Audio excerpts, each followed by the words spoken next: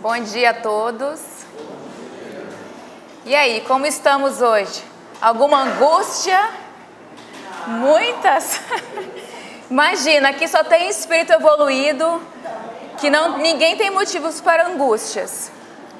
Mas ontem realmente foi um pouco intenso, né? Foi muita informação para uma única tarde. Mas o importante é que a gente saia daqui com o básico, pelo menos sabendo onde buscar, né? Pode, por favor. Eu me questionando. Assim, é a primeira vez que eu vejo um seminário com esse tema. Como que é importante. E assim, fiquei pensando, meu Deus, como é complicado. Agora temos que lidar com o nosso passado, com os nossos erros do passado, com o plano espiritual, aqueles que querem nos levar para voltar para o caminho, aqueles que nos desejam mal, com os problemas dessa existência, com todas as nossas barreiras e dificuldades que nós mesmos vamos criando.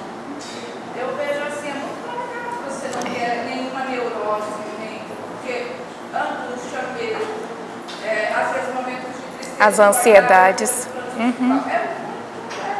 Se analisar, chega a dar um medo. Mas exatamente.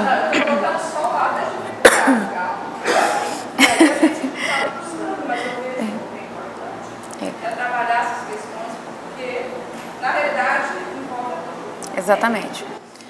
E nós sabemos que nós não estamos sozinhos nas nossas lutas. Nós, da mesma forma que nós temos os nossos amigos e inimigos de outras eras, nós também temos os amigos conquistados ao longo das nossas vivências e que estão nos auxiliando o tempo todo. Então, o plano espiritual está conosco em todas as nossas experiências, sem exceção. Nós não estamos sozinhos. Isso é uma coisa que a gente tem que utilizar para o nosso conforto e para o nosso consolo. A gente, a partir do momento que a gente se permite estabelecimento de conexão com eles, a resposta para o que for vai vir. Cabe a gente saber ouvir e perceber essas respostas. Mas nós temos essa consciência, mas quem não tem nem a mas tudo isso faz parte do desenvolvimento das experiências dos indivíduos. E mesmo essas pessoas não estão abandonadas. Então, nós não temos que nos preocupar em demasia com relação a isso. E assim, como nós falamos ontem, né? A pessoa está tendo um determinado transtorno, neurose, seja o que for. Isso também é aprendizado. Isso só significa que a pessoa ela já tem capacidade de superar isso. Senão ela não estaria enfrentando algo nesse sentido. Então, tudo isso é para fortalecer o indivíduo de alguma forma. E a gente vai entendendo isso com o tempo. Então, vamos lá, gente.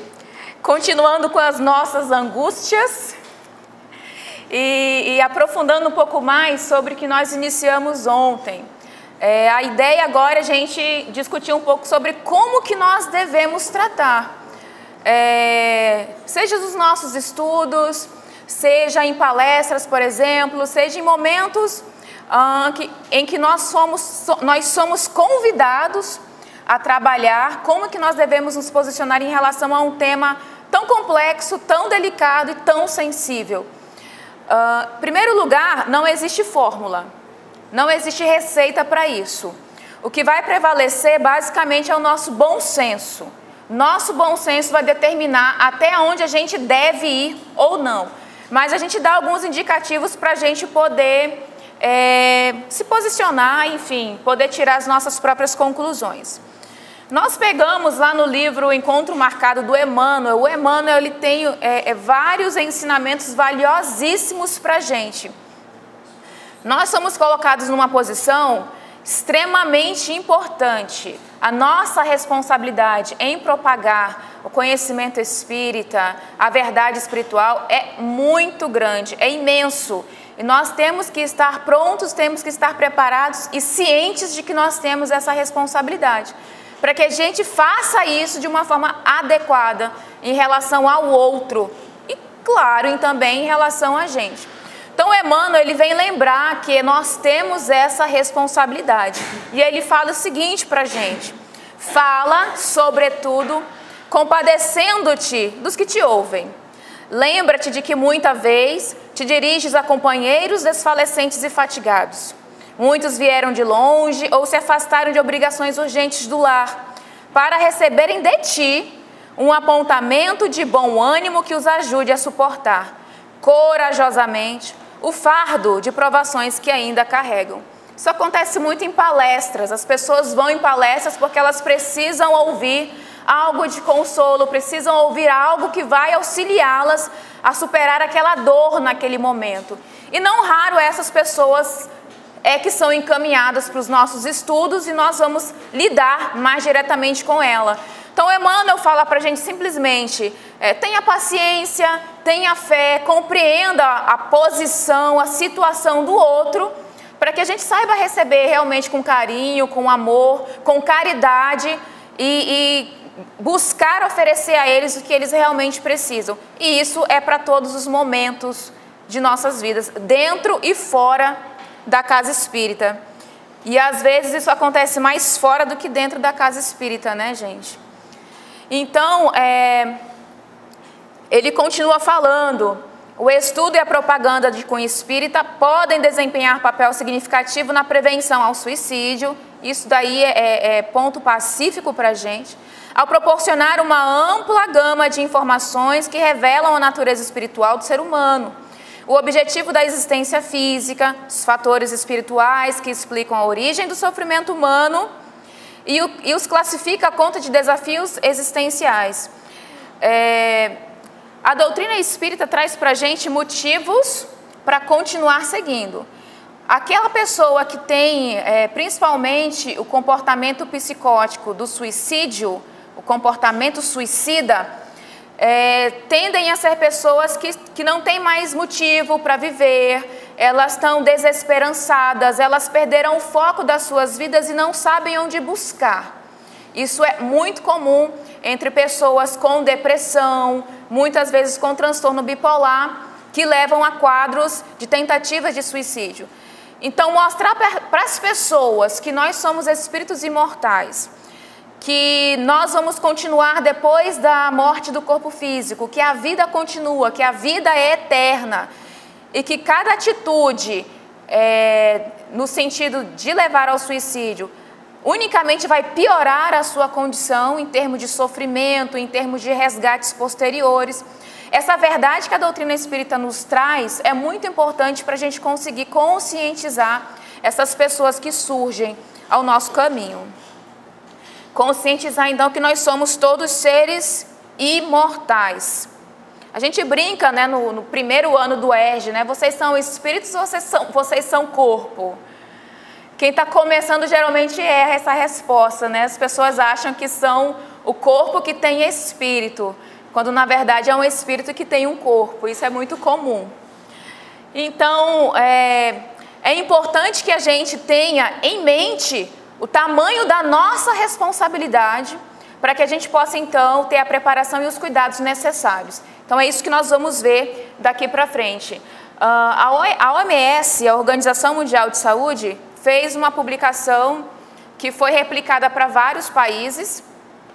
No Brasil, ela ganhou esse título, Prevenção do Suicídio, um manual para profissionais da mídia, que apesar de ser para profissionais da mídia, ele é aplicável para qualquer atividade pública, para qualquer reunião, para qualquer encontro de pessoas, ele pode ser utilizado.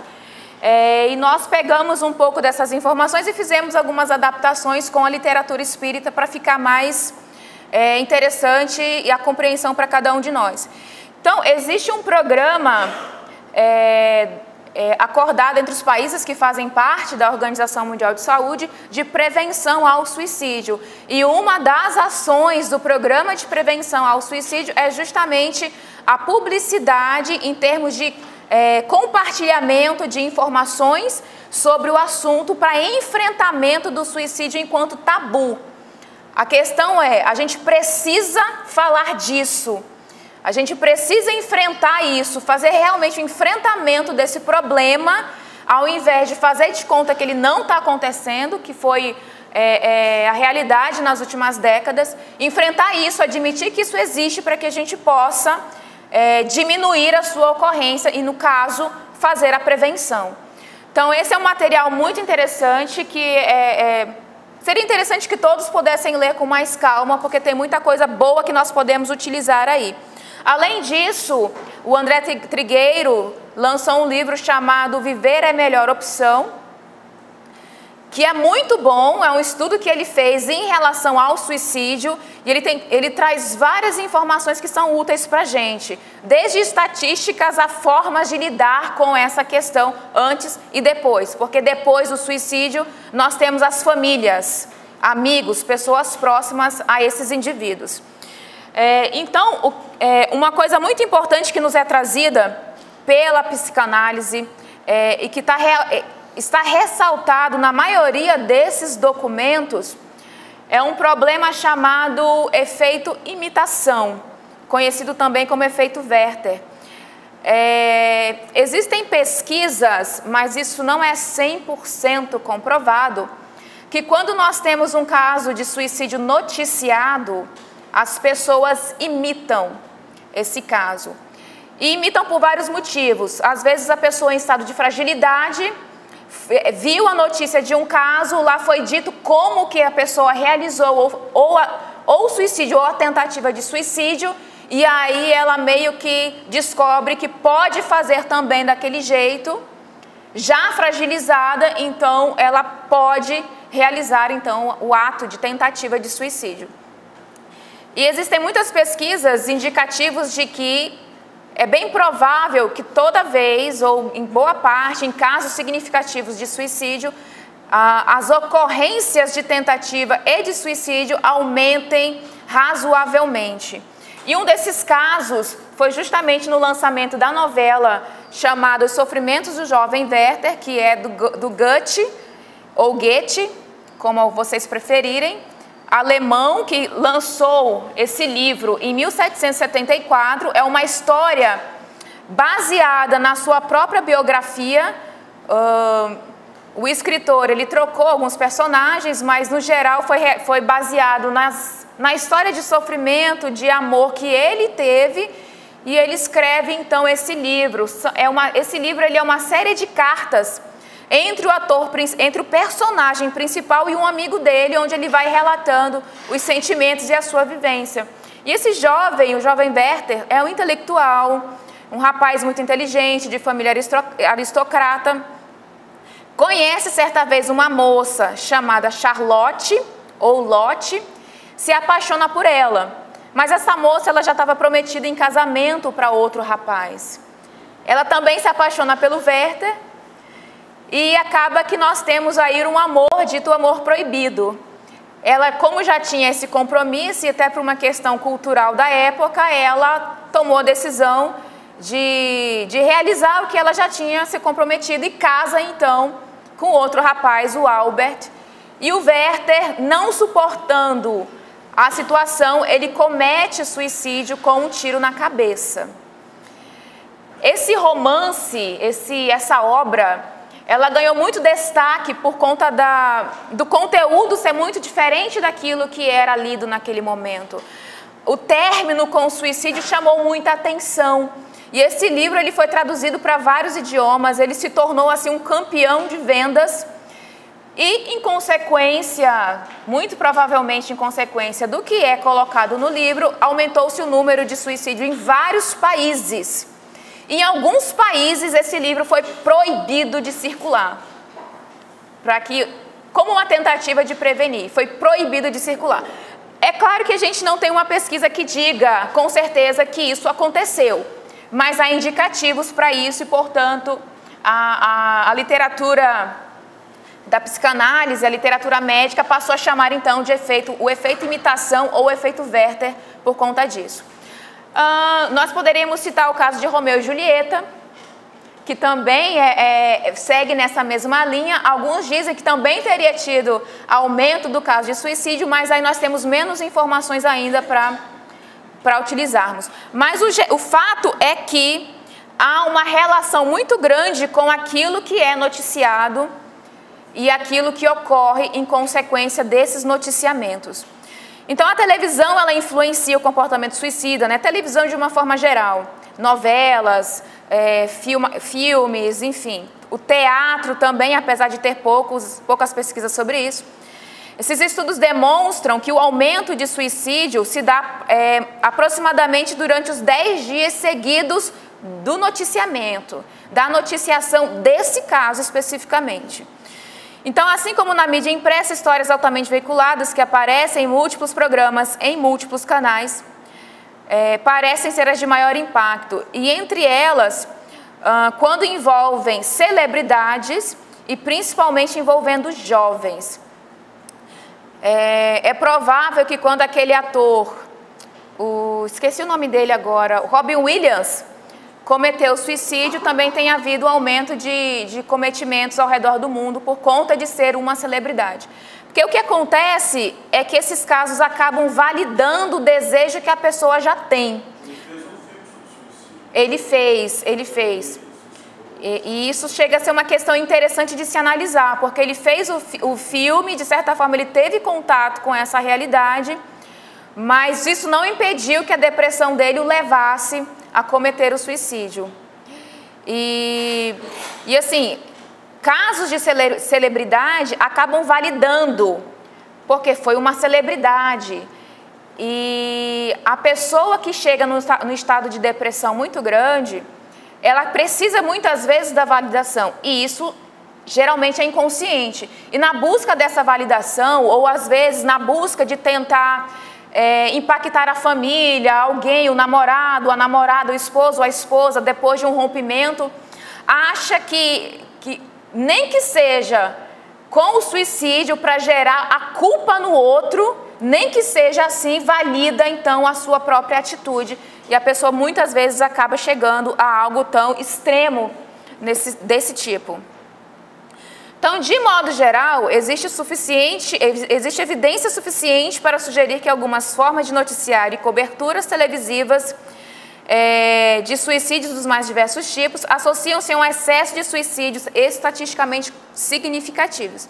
Principalmente quando o suicídio ele ocorre de uma forma diferente da maioria. Quando é um caso particular de suicídio, ele acaba ganhando muita notoriedade e chamando muita atenção por conta disso.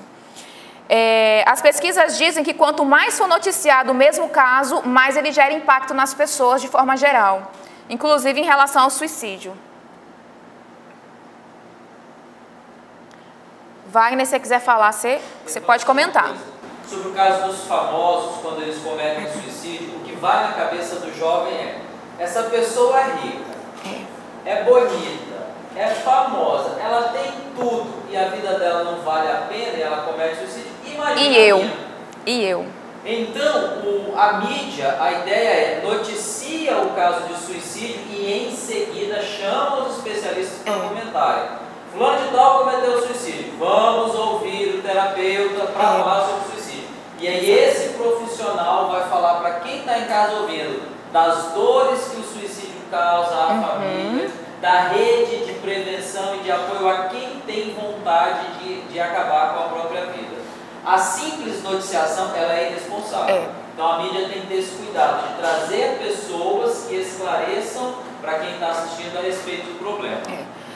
Quem gosta de ler bastante sabe que à medida que a gente vai lendo algo, a gente vai criando a novela na nossa mente, né? A gente vai criando imagens. A mesma coisa é com o suicídio. Se determinada rede de televisão, noticiário, conta como que aconteceu o suicídio, por mais que a gente não tenha tendências nenhuma, a gente se impacta porque a gente cria a imagem mental daquilo que está sendo noticiado para a gente. A gente constrói essa imagem mental e para o cérebro não tem diferença entre a imagem mental e a imagem real. Ele gera a sensação do mesmo jeito e isso é um problema muito grande para pessoas que já estão mais fragilizadas.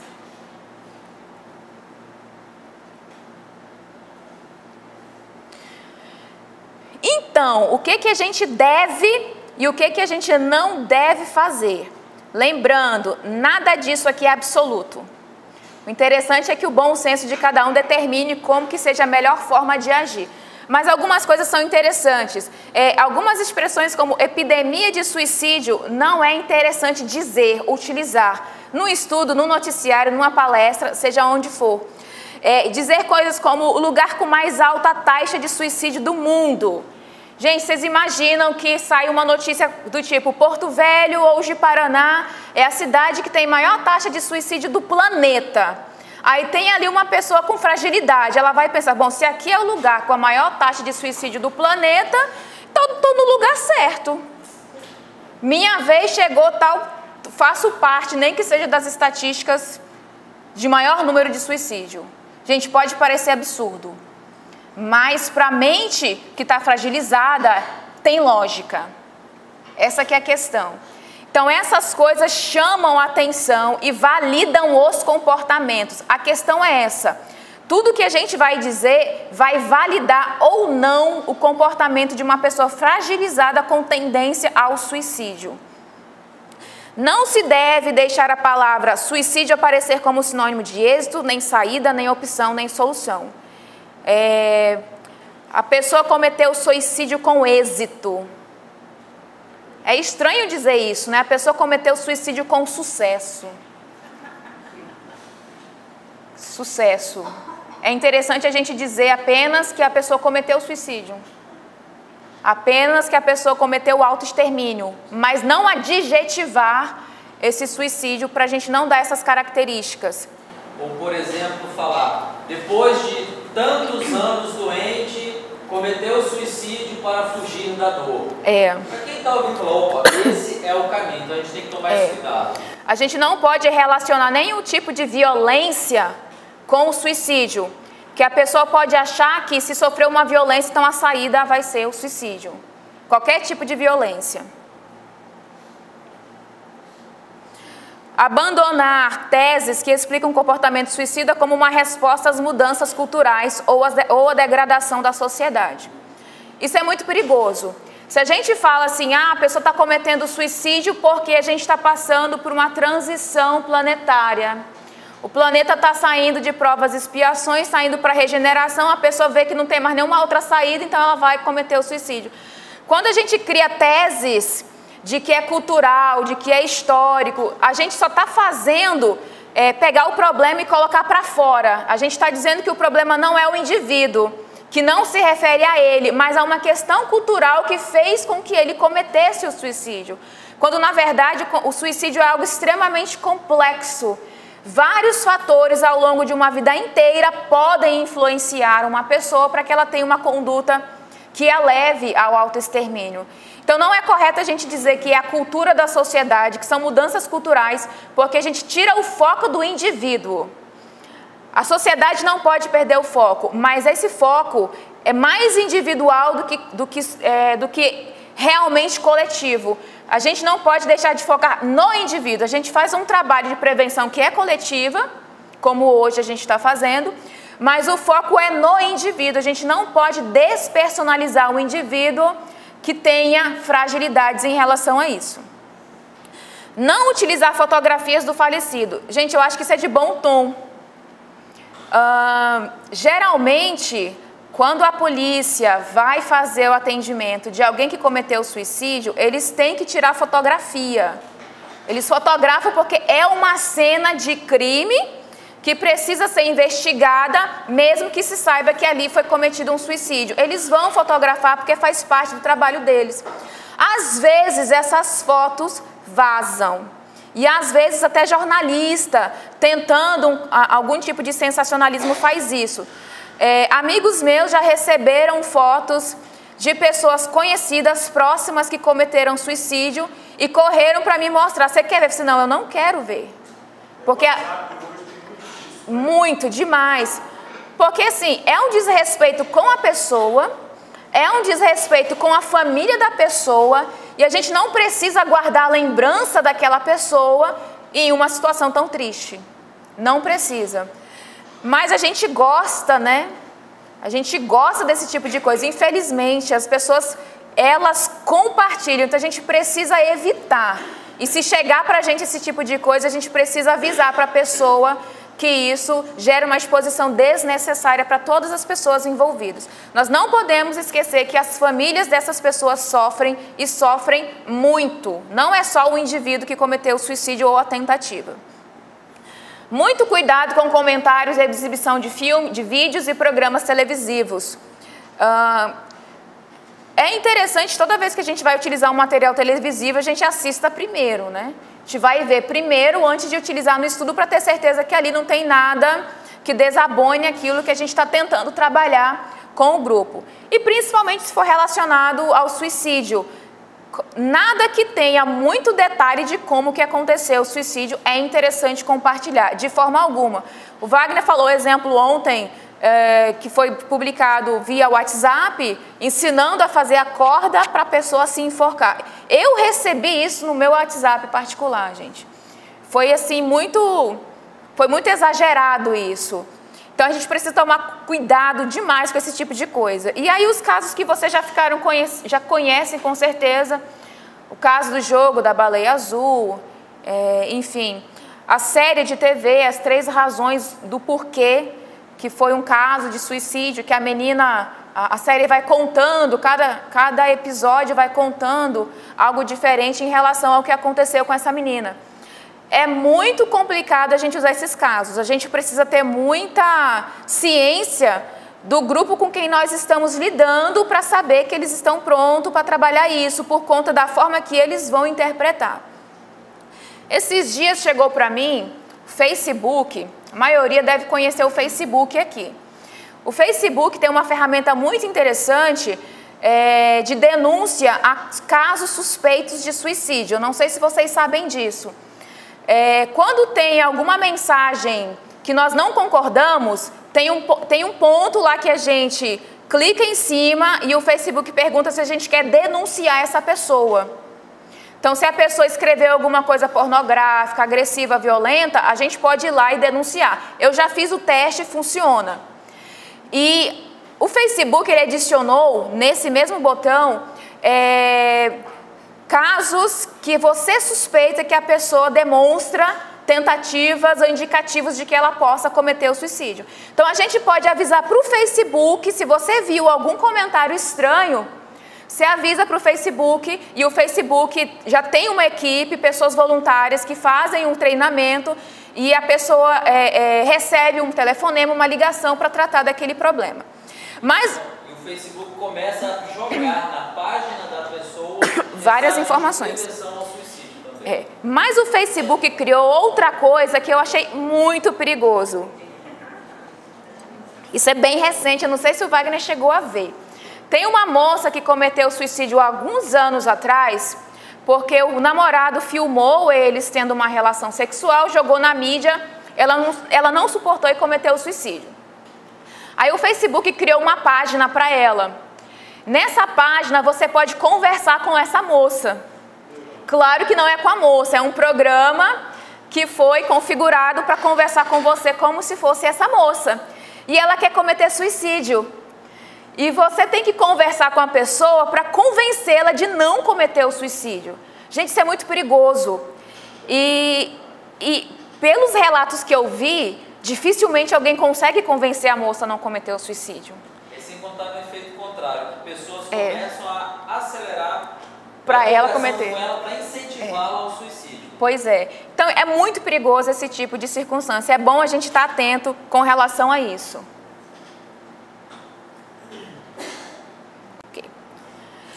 Não se deter no estudo de casos concretos, com detalhes específicos do método. A gente pode até comentar assim, a pessoa ela ingeriu o medicamento e, portanto, veio a óbito. Mas a gente não vai dizer assim, ela tomou o medicamento tal, tantos comprimidos que foram suficientes para ela, então, ter sucesso no intento dela. A gente não pode de jeito nenhum fazer esse tipo de coisa. Não fornecer explicações simplistas. A pessoa se matou porque ela quis, a pessoa era fraca da mente, então ela se matou. Não existe isso, gente. É muito complexo. Cada pessoa tem um nível de complexidade tão grande, de uma forma geral. Agora imagina se ela está enfrentando algum transtorno, algum problema depressivo. É mais complexo ainda. Então a gente não pode dizer, ah, se matou porque não suportou o rompimento do relacionamento com o namorado. Era fraca e foi lá e se matou. A gente não pode fazer esse tipo de coisa. Chega a ser uma falta de respeito com o indivíduo. Não glorificar o suicídio, a tal da glorificação é muito complicado. Isso acontece muito com celebridade, realmente. A pessoa, ela acha interessante. Ela acha que vai conquistar notoriedade, nem que seja com suicídio. Imagine uma pessoa que tenha baixa estima, mas muito baixa, que ela tem comportamentos psicológicos para chamar atenção o tempo inteiro. Ela pode fazer isso, só para chamar atenção. Isso é mais comum do que vocês imaginam. Não utilizar estereótipos de nenhum tipo, religioso, cultural, social, de nenhum tipo. Cometeu suicídio porque a religião, isso ou aquilo. Não, a gente não pode fazer isso. Coisas que a gente pode fazer. Como eu já disse, bom senso. Coisas que a gente pode fazer. Se for utilizar estatísticas, tomar muito cuidado com as suas interpretações. Quando a gente pega, por exemplo, um país muito grande, a gente diz assim, a taxa de suicídio é de 20%. É alta, mas só que a gente está falando de um país muito grande, então ele tem lá 1 milhão, 2 milhões, 10 milhões de habitantes. Significa que tem uma população muito grande para aquela taxa. Agora, se você pega uma cidade que tem 100 mil habitantes, qualquer caso de suicídio vai fazer com que a taxa suba demais. Então, quando a gente vai usar estatísticas, a gente tem que prestar atenção nesse tipo de coisa. Às vezes é melhor dizer, município tal, em 2017 teve 20 casos de suicídio. Porque a gente pode chegar a um número e dizer assim, teve 45% de casos de suicídio. É quase metade de uma cidade. Mas por que essa taxa? Porque a população é muito pequena. Ok? Cuidados que a gente tem que ter. Apresentar dados que sejam relevantes. Só utilizar dados de fontes confiáveis. Organização Mundial de Saúde, Secretarias de Saúde. Geralmente os municípios eles têm um sistema de acompanhamento de óbito. Então a gente pode utilizar esses dados. Evitar achismos, né, gente, também. Operar em conjunto com autoridades de saúde, dependendo do escopo do trabalho. A gente consegue detectar, a gente consegue conversar com as pessoas, diversos casos, mas nós não somos profissionais de saúde. Vai ter uma hora que vai ser muito melhor a gente indicar a pessoa para que ela faça um acompanhamento médico. Na maioria dos casos vai ser necessário acompanhamento médico. Às vezes com medicação, não é sempre, mas com certeza a maioria dos casos vai ter que ter acompanhamento médico. Então, geralmente, quando a gente identifica qualquer tipo de problema, a gente manda para atendimento espiritual, não é isso? Então, vai para o atendimento espiritual, mas indica também que ela procure e faça um acompanhamento médico. Tem situações que a gente não deve assumir e querer resolver. Tá? Isso seria uma responsabilidade muito grande, a gente precisa pensar 2 vezes em relação a isso. Tem casos que a gente pode resolver. Tem casos que a gente não pode esquecer que nós é que estamos na linha de frente. Às vezes somos nós que vamos perceber que está acontecendo alguma coisa de errado com aquela pessoa. Então a gente vai ter que ir lá, encontrar uma forma de conseguir chegar nela para conversar, mas nunca deixar só entre a gente. Sempre é indicado também, quando a gente conversar com alguém, ter uma pessoa junta, né? A gente nunca conversar com alguém sozinho. Essa é uma indicação que a gente dá de forma até mais geral nos nossos estudos. Nunca conversar sozinho com alguém. Referir-se ao suicídio como suicídio consumado, aquilo que a gente tinha falado, e não como suicídio bem-sucedido.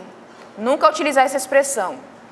Destacar as alternativas ao suicídio, isso é muito importante. Conversar com a pessoa, dizer para ela do sofrimento daquilo que ela vai estar passando, que existem outras formas de ela resolver, procurar ajuda, enfim, tentar identificar a melhor forma de fazer isso. Glorificação de vítimas de suicídio como mártires e objetos de adoração pública pode sugerir às pessoas suscetíveis que a sociedade honra o comportamento suicídio. E aí está no caso de glorificação que a gente já comentou.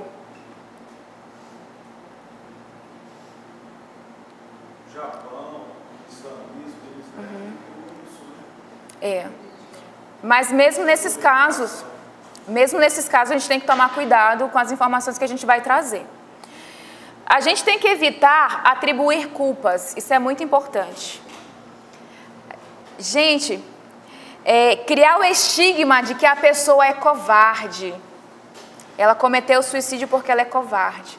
Ou o contrário, ela cometeu suicídio porque ela é muito corajosa. Tem que ser muito corajoso para cometer o suicídio. Muitas pessoas fazem isso. E eu confesso que muitos anos atrás, quando eu não tinha noção do que era essa problemática, eu pensava isso, que tem que ser muito corajosa para poder tirar a própria vida. Mas não tem nada a ver com, não tem nada disso. A pessoa que ela chega nesse nível de tentar o suicídio, ela não tem mais nada a perder na vida. Se ela não tem mais nada a perder na vida dela, não se trata mais de coragem, nem de fraqueza, nem de covardia, nem de nada nesse sentido. Recorrer a fontes confiáveis e comentários de especialistas que estudem o assunto. Evita-se assim a repetição de termos populares como aqueles que ameaçam não cometem suicídio. Ou se alguém quiser se matar, nada vai impedi-lo, que não correspondem à realidade. Uma vez eu vi um caso que de suspeita de tentativa de suicídio e um colega virou assim, peraí que eu vou dar uma corda para ele, vou dar o nó e vou dar para ele, eu quero ver se ele vai subir na árvore e vai pular. Assim, gente, já pensou se a pessoa, naquele momento de fragilidade, ouve um negócio desse? É muita irresponsabilidade a gente fazer assim, a gente precisa evitar esse tipo de abordagem e deixar claro que não é assim que funciona a questão psicológica, mental de uma pessoa fragilizada.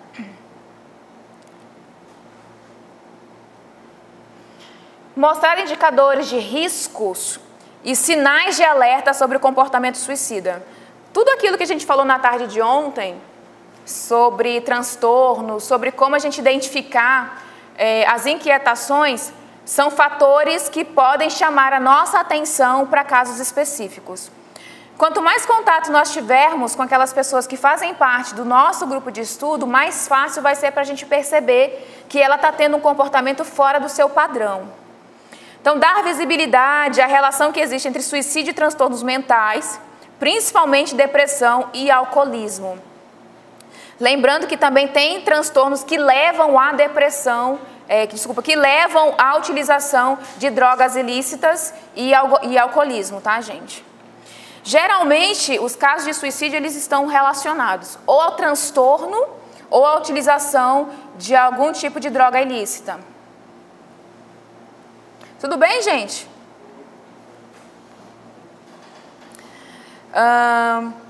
Outra sugestão, calibragem correta das informações sobre quem se matou.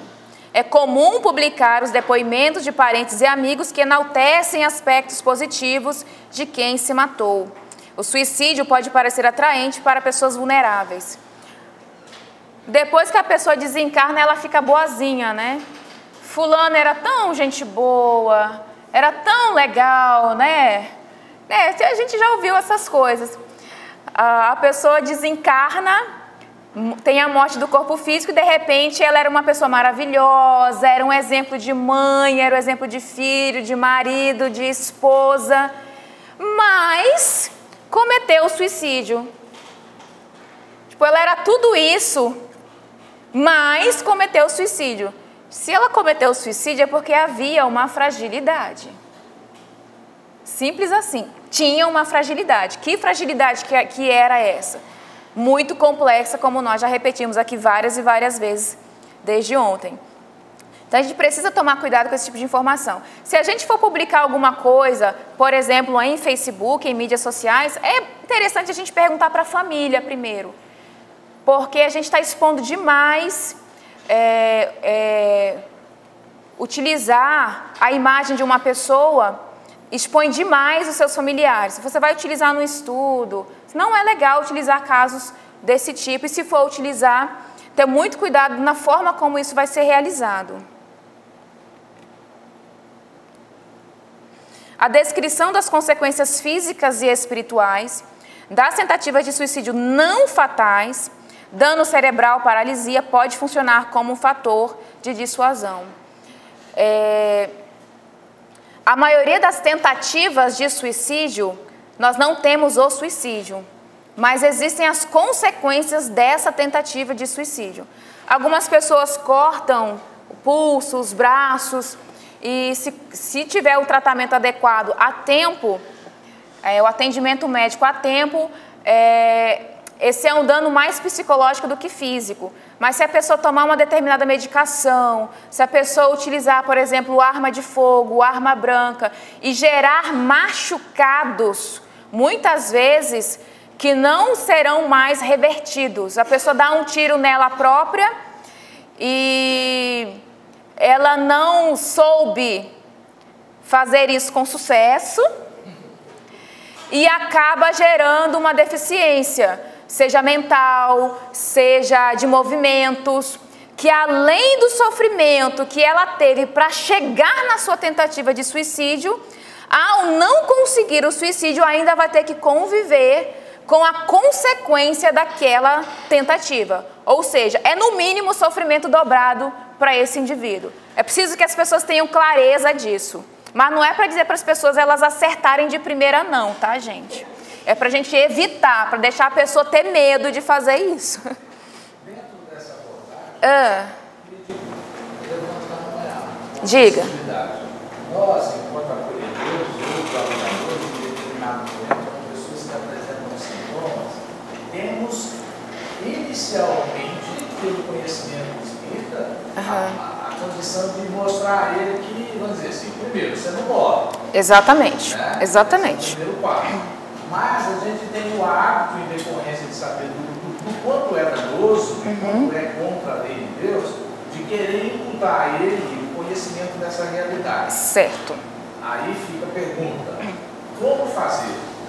Não agredir, né? A gente também não pode agredir o livre-arbítrio do outro, né? Mas veja bem, isso é uma questão muito particular. A gente vai ter que saber avaliar cada caso.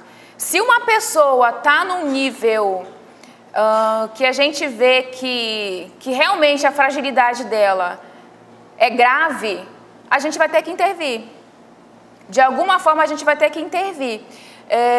Não vejo isso como uma violência ao livre-arbítrio da pessoa, porque ela provavelmente ela já perdeu a consciência daquele ato. Fazer um atendimento a uma pessoa desesperançada é muito difícil, é muito complexo. É muito mais fácil você conversar com uma pessoa que está com raiva, que está revoltada, do que com uma pessoa que está desesperançada. Geralmente o quadro vai nessa linha. O suicida ou aquele que tenta o suicídio, geralmente ele vai estar com um nível de desesperança muito grande. Ele perdeu o foco, ele perdeu o motivo de vida, ele perdeu as suas alegrias. Então não cabe mais aí a gente ficar pensando assim, eu não vou imputar a minha crença para não gerar nenhuma agressividade em relação a essa pessoa. Mas se eu tenho condição de compartilhar com ele alguma informação, a minha obrigação é fazer isso. Agora ele também tem a própria responsabilidade de conseguir aproveitar isso ou não. A gente tem que fazer a nossa parte. Diga, querida, ela levantou aqui primeiro. Não, nesse contexto, caso do acompanhamento dessa pessoa também demanda tempo. Com certeza. Demanda tempo, segurança da equipe e confiança de que existe um trabalho na casa espiritual que está amparando essa pessoa e essa constelação familiar. Isso. Porque o indivíduo traz um alerta do que vai na constelação na qual ele participa. Todos adoecem ou estão doentes, né? Então eu acredito que o atendimento fraterno consciencioso, criterioso, com suporte da casa espiritual, do trabalho, é um trabalho de conjunto. Desde a reunião pública, o atendimento com certeza, a reunião mediúnica. E essa questão do livre-arbítrio que você colocou também é muito delicada. Porque eu tenho um caso em Cuiabá, com uma sobrinha minha, que é médica. A colega dela está se preparando para ir para a Suíça fazer o suicídio da eutanásia. Ok. Né? E ela é espírita, é trabalhadora da casa e se formou um bloqueio entre dela e a colega de adolescência. A menina quer, a mãe não aceita, mas os outros irmãos aceitam.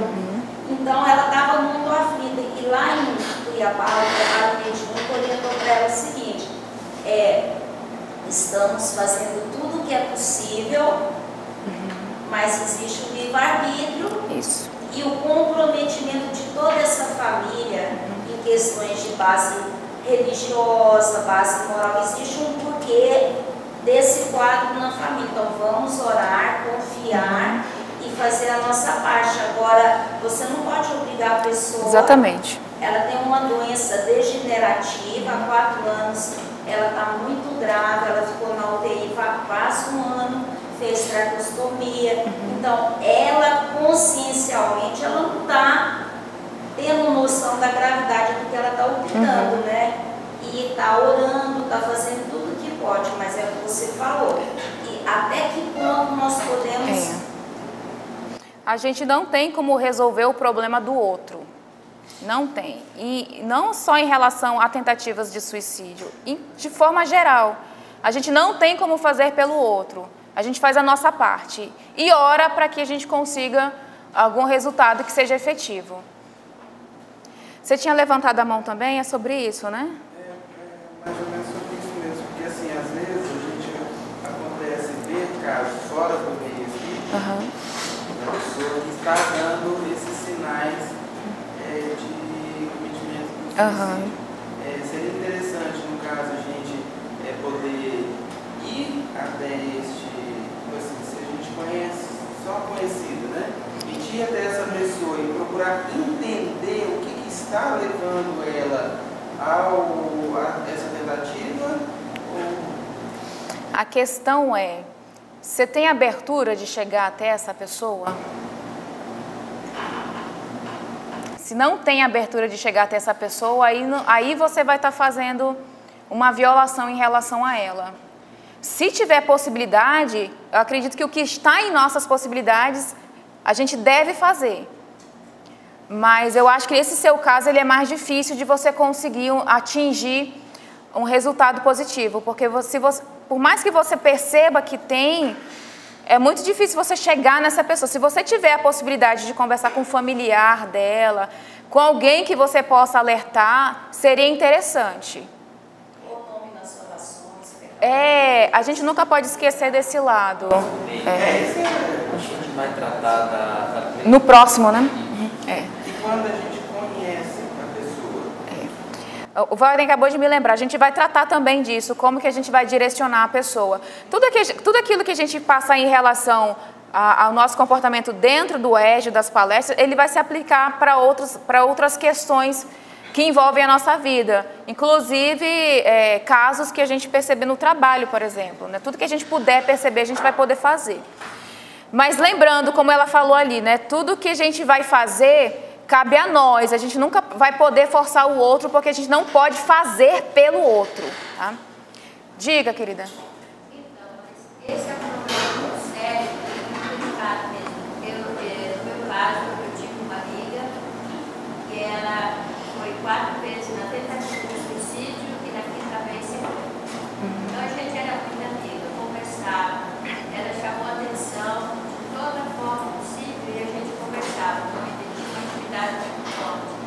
Só que é assim, esse assunto é tão delicado, porque quando você, mesmo sendo grande amiga e conversando com ela, na forma que conversa, todo tipo, quando a pessoa já está muito decidida, quanto mais você fala, mais parece que está tirando ela isso. Ela chega e diz, não fala mais nada sobre isso não, porque agora que está mudado mesmo de fazer esse negócio, porque não está certo.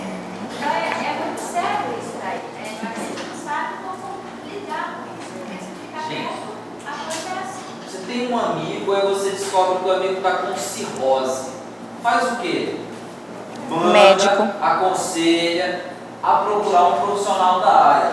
Você descobre que tem um amigo com ideação suicida, com depressão, você pode ajudar, mas você não é um profissional capacitado para lidar com isso. Isso é um problema de saúde. Então você vai conversar com um amigo, mas não se esqueçam, tem que encaminhar para um terapeuta, para um médico, você não vai querer curar a cirrose do amigo sozinho. Então, se é um problema de ideação suicida, de psicose, de depressão, nós somos amigos e nos preocupamos. Mas isso não é um problema que um papo de 15, 20 minutos vai solucionar. Isso é um problema de saúde. Há profissionais capacitados. A terapia realizada pelo Centro Espírita tem o seu papel, mas ela não deve ser usada sozinha. A gente só vai aplicar a terapia espírita sozinha quando a pessoa se recusar a buscar as outras terapias. Aí nós vamos fazer o que está ao nosso alcance enquanto instituição espírita, enquanto amigo. Mas há os outros aspectos. Então, se a pessoa está com cirrose, a gente vai vibrar por ela na reunião mediúnica, vai vibrar para que eventuais espíritos que a incentivem a uma alimentação ou uma dieta que piorem a cirrose sejam afastados. No mesmo caso com a ideação suicida, no mesmo caso com a depressão. Mas há outros aspectos dessa terapia. E é um processo prolongado, gente. Depressão, o tratamento médico é no mínimo 6 meses. Então a gente precisa ter isso em mente. Não, só complementando o que ele estava falando, eu conheci um psicólogo de Porto Velho, São Porto Velho, né? Isso. Ele trata certos pacientes, não digo a questão do suicídio, mas a depressão, né? Com hipnose. Ele foca elas no tratamento assim, hipnose e cristão. E ele tem obtido um sucesso muito grande. Conheço algumas pessoas do antes e depois. O mais correto, por mais que a gente seja amigo da pessoa, a gente quer ter uma conversa e tal, às vezes a conversa que a gente tem não é só com a pessoa, com o pai, com a mãe da pessoa. Exatamente. Aquela pessoa que tem uma condição financeira para chegar e tomar uma decisão que realmente leva ela ao psiquiatra, ao psicólogo. Isso às vezes é muito mais importante do que ficar conversando, tentando animar a pessoa, porque o psicólogo, o psiquiatra, ele vai ver coisas que a gente tem amigo. Com certeza, com certeza. Tem aquele canal de... Muito bem colocado. Às vezes você está no bate-papo. Eu estou usando meu óculos, eu mal estou enxergando, está lá, o botão aqui, ó, lupa. Então é assim, é com ver uma coisa na lupa, né? E às vezes a gente está tentando ajudar a pessoa com esse bate-papo, sem estar treinado, a gente vai acionando gatilhos mentais que vão piorando seu problema. da pessoa. Diga, querida. Eu, por exemplo, não tinha leite de suicídio, mas eu tenho até agora, mas eu não tinha mais os ataques. Mas quando as pessoas virem, toma isso, toma aquilo, eu ficava com uma raiva. Irrita. Mas ele me agredia mais. Então ele uma agressão. Você tomou? Não tomou? Cuidado, vai cair. Então eu ficava com uma raiva. Em vez de me ajudar, eu dizia a pessoa. É isso mesmo. Minha própria família. Às vezes me prejudicava. Depois, aos poucos da família, eu sempre por minha filhinha mesmo. Me cuida, mas até agora. Vai cuidar, vai cuidar.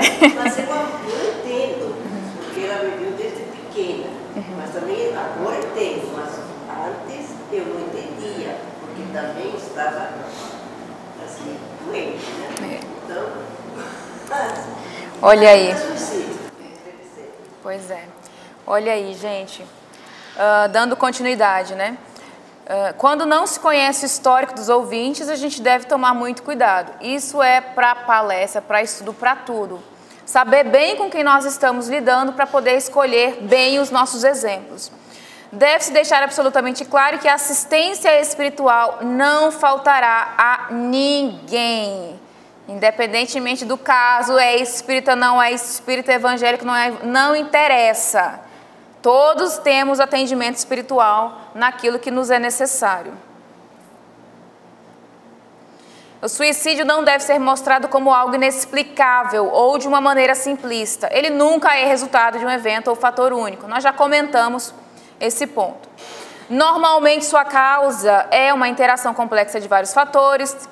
E aí nós temos transtornos mentais, doenças físicas, abuso de substâncias, problemas familiares, conflitos interpessoais e situações de vidas estressantes. O que o Wagner falou é muito interessante. Às vezes a gente quer dar um conselho e vai e fala coisas do tipo assim, ah, sua família não merece isso, não faça isso, porque é da sua família. Mas o problema é justamente a família. Então, a gente está incentivando a pessoa, achando que nós estamos auxiliando. Devem ser destacadas os componentes espirituais, como, por exemplo, obsessões, culpas de existências passadas, fugas dos compromissos por meio do suicídio, em existências passadas, etc.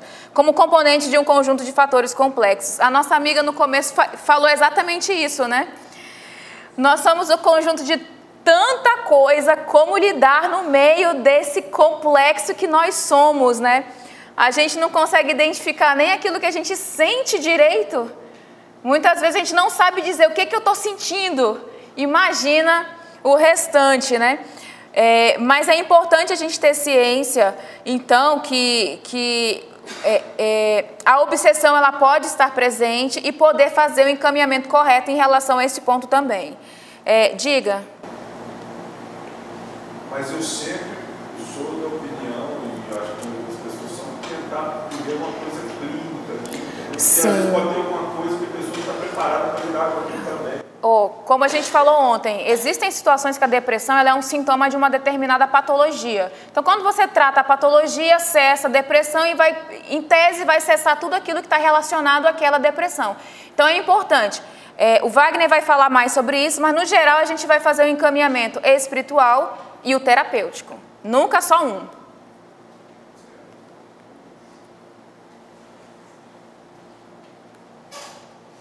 Vamos. A elucidação racional de que a fuga pelo suicídio não resolve uma problemática, mas antes o agrava.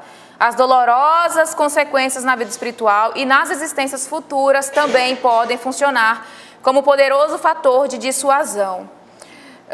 Uma vez eu perguntei para um amigo nosso, que é psicólogo, que faz parte também da nossa equipe, eu posso dar o Memórias de Suicida da Ivone para alguém que está com indicativos de tentativa? Depende.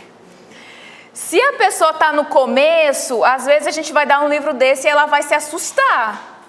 Mas se ela já está num nível muito elevado, então você precisa dar um choque na pessoa, dar o Memória de Suicida para ela ver, olha, você vai estar assim lá no umbral, no Vale dos Suicidas, desencarna, muitas vezes fica ligada ao corpo, vê apodrecer, passa por uma série de circunstâncias assim que são chocantes.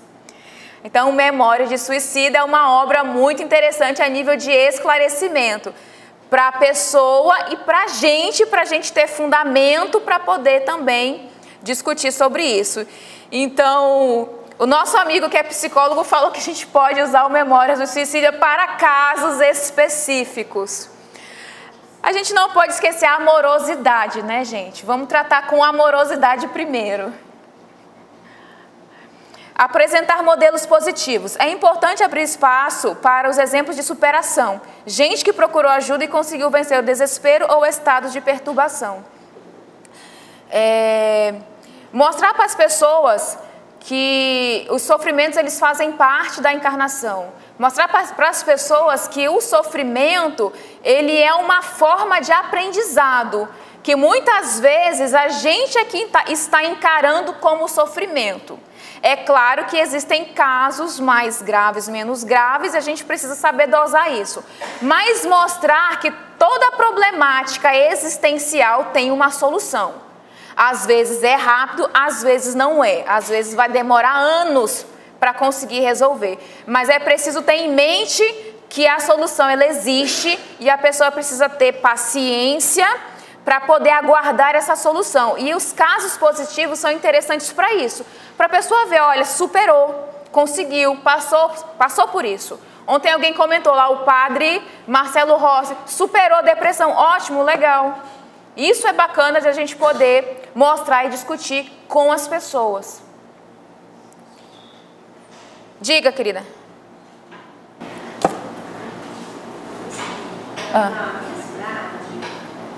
Eu não sei como é que eu faço, mas eu sei que tinha uma pessoa que foi tentar no centro, ela leu o Memória Suicida e ela se matou. Aí eu não sei se ele já apresentava tendência, não sei nada disso. Eu só sei que foi a minha irmã comentou comigo, nossa, ele se suicidou e ele deu memória.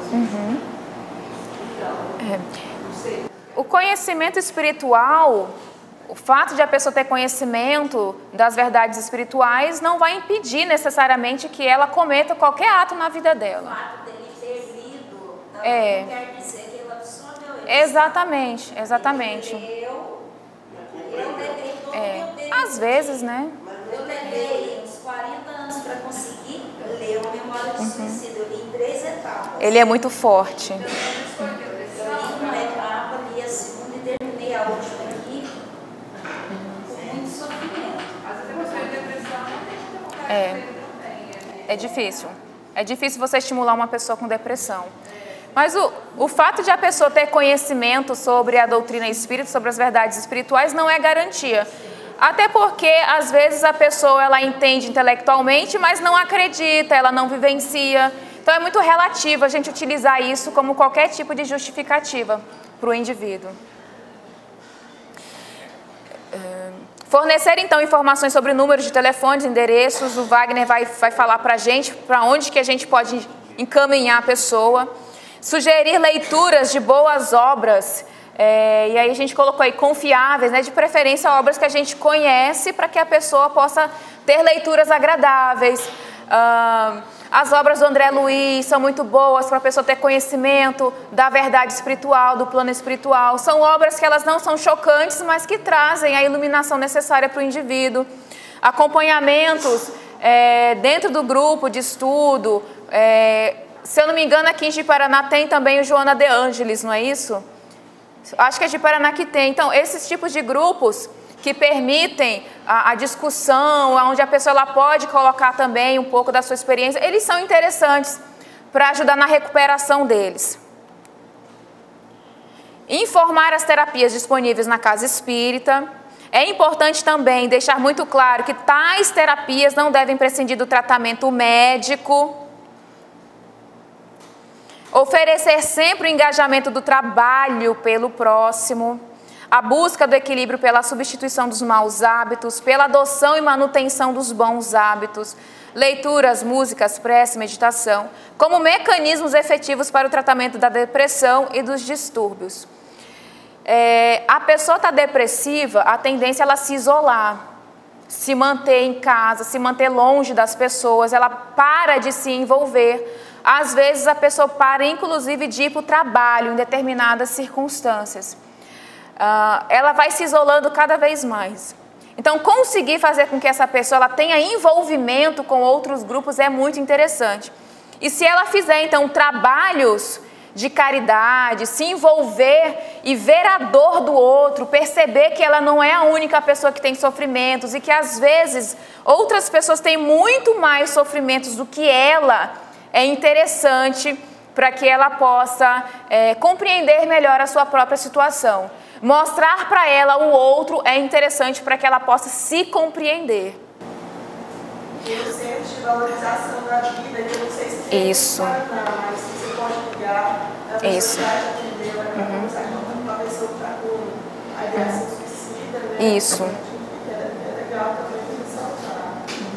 E essa questão do trabalhador espírita que está recebendo caso também, também a ideação suicida é altamente importante que seja feito um encaminhamento profissional de saúde mental, psicólogo, psiquiatra. Quando há ideação suicida, muitas vezes a combinação do tratamento psiquiátrico com o psicológico é muito mais eficiente do que somente um. Com certeza, com certeza. No geral, os dois, né? No geral, os dois.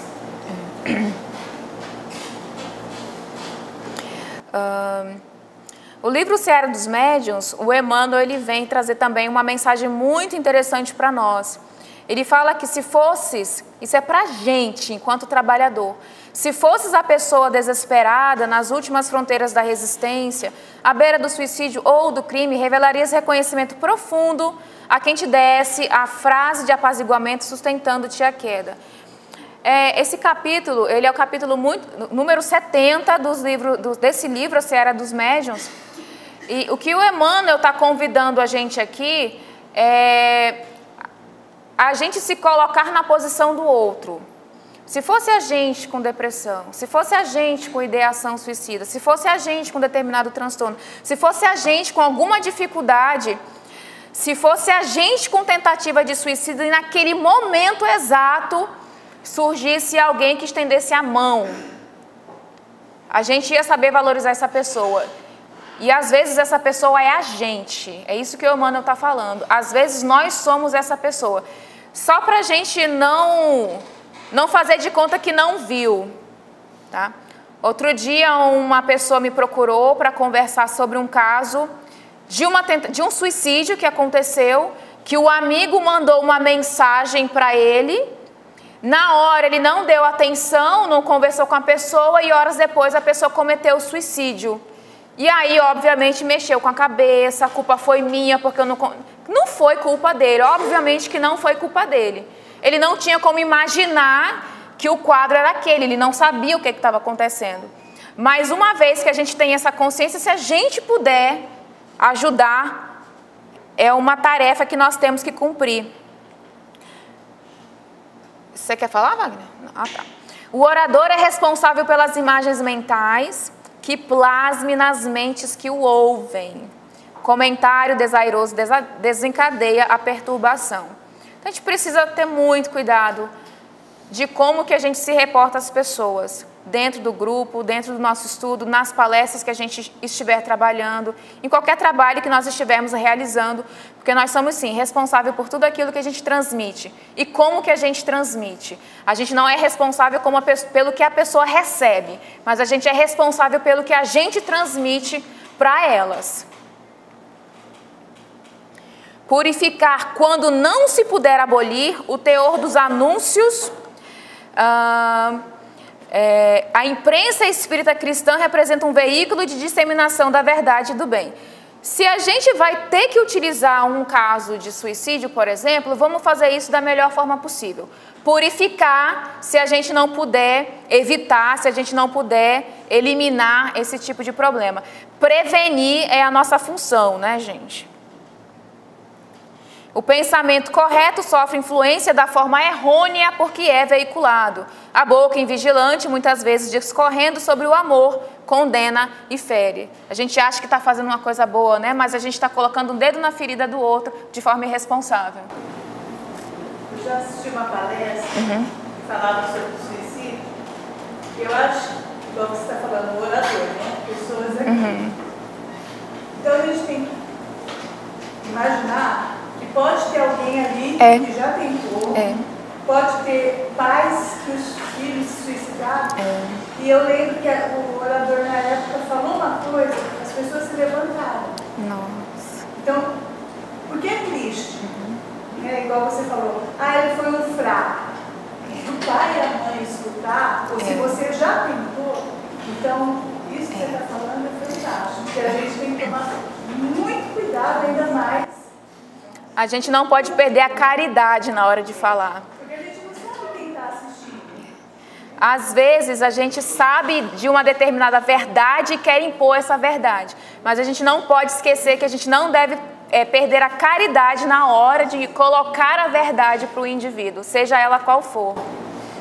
Há dois temas que quando o expositor espírita vai abordar, ele tem que rezar muito, pedindo sabedoria e ter todo o cuidado para abordar: suicídio e aborto. Porque sempre vai haver ocorrência de pessoas no grupo que estão de alguma forma relacionadas a suicídio ou aborto. E essas informações de vai ficar no vale até pagar, isso só acarreta dor e não é uma informação verdadeira. Então a gente tem que tomar muito cuidado. Uma questão que a gente quer chamar a atenção, gente. Trabalhador espírita também é uma pessoa vulnerável. Então, às vezes, a gente querendo trabalhar um determinado tema, a gente querendo auxiliar, a gente também se impacta. Então, se isso acontecer, a gente precisa ter, a humildade de também procurar ajuda. Se a gente perceber que precisa, a gente tem que também procurar o atendimento espiritual. A gente também tem que procurar a terapeuta terapêutica adequada. Não é porque a gente é trabalhador espírita que a gente tem que ser forte o tempo todo e suportar tudo que vier, tá, gente? Então, essa é uma atenção que a gente deixa para todo mundo. E para fechar, uma mensagem do Emmanuel. O Emmanuel fala que o meio ambiente em que a alma renasceu muitas vezes constitui a sua prova expiatória. Com poderosas influências sobre a personalidade, faz-se indispensável que o coração esclarecido, nós, né, coopere na sua transformação para o bem, melhorando e elevando as condições materiais e morais de todos os que vivem na sua zona de influenciação. Então, gente, como eu disse no começo da minha fala, a nossa responsabilidade é muito grande. Precisamos estar conscientes dela para que a gente busque o nosso esclarecimento, para auxiliar no esclarecimento do próximo da melhor forma possível. Alguém tem mais algum questionamento ou alguma angústia para compartilhar nesse momento? Tranquilos? Então a gente pode ir para o nosso intervalinho e daqui a pouco a gente volta para a última parte do nosso estudo.